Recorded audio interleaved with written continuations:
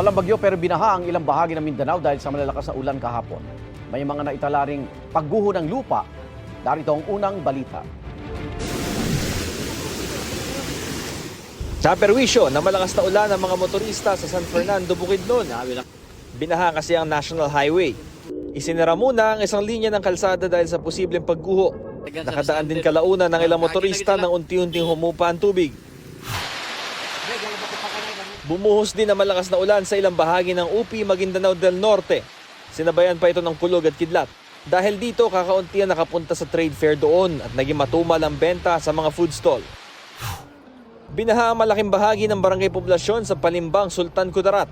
Umabot hanggang tuhod ang baha sa loob ng ilang bahay. Pansamantalang lumikas ang ilang residente. Malakas na ulan din ang naranasan sa ilang barangay sa bayan ng Senator Ninoy Aquino sa Sultan Kudarat pa rin. Nagdulot ito ng pag-apaw ng sapa na nagpabaha sa ilang bahay. Ang motor, Rumaragas ang baha rin ng namerwisyo sa ilang bahagi ng Mawab, Davao de Oro.